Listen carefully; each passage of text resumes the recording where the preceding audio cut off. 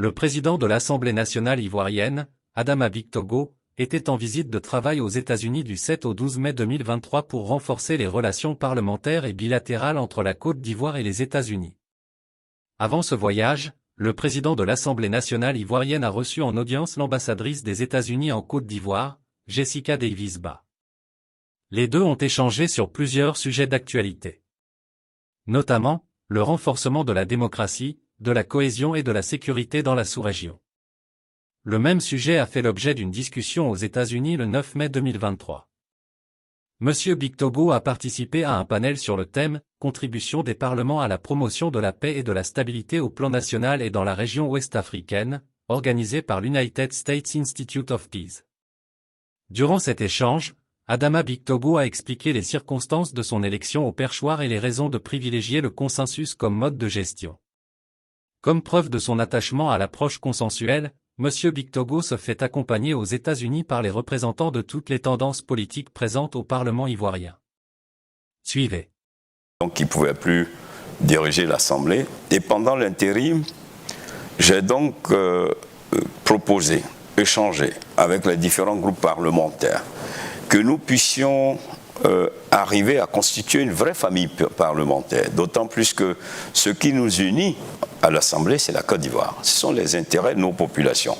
C'est vrai que les chapelles politiques peuvent prendre des positions, mais dès lors qu'on rentre à l'institution, on doit penser Côte d'Ivoire. Et si nous devons penser Côte d'Ivoire, nous devons constituer une famille.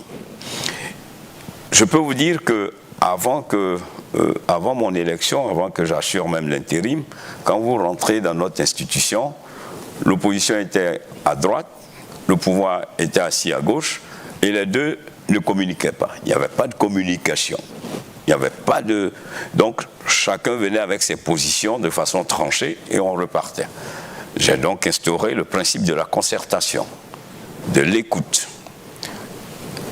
La concertation, l'écoute et le compromis sont des valeurs qui ne sont pas antinomiques à la pluralité de pensée. Ce n'est pas parce qu'on arrive à un compromis qu'on a une unicité de pensée. Donc je voudrais saluer l'ensemble des groupes parlementaires, des chapelles politiques présentes à l'Assemblée, qui ont partagé avec nous, avec moi, cette vision. Et donc pendant toute cette période, nous avons essayé de mettre en place l'esprit famille. Et donc, quand mon élection est intervenue le 7 juin 2022, c'est l'occasion pour moi de saluer vraiment le sens très élevé de l'opposition, parce que le président de la République qui m'a désigné pour être donc le candidat du RHDP, de façon mécanique et arithmétiquement, notre parti étant majoritaire, j'aurais pu considérer que cette désignation était suffisante. Mais j'ai pensé qu'il était bon que nous avancions vers la famille parlementaire. Donc, j'ai échangé avec les différents groupes parlementaires. Et le jour de l'élection, alors qu'on s'attendait à une participation même passive de l'opposition, voilà que le président du groupe parlementaire, le parti du vice-président Maurice Gikawe, a donc pris la parole et a lu un texte au nom de l'opposition, à la demande donc des présidents Henri Konan Bédié et des présidents Laurent Gbagbo, leur demandant de voter pour ma personne. Donc pour moi, c'est un grand pas qui a été franchi. Ça a été un acte important, parce que le fait de lire pour appeler à voter, c'est un acte très important, mais surtout, c'était la volonté partagée de mettre en place une famille parlementaire.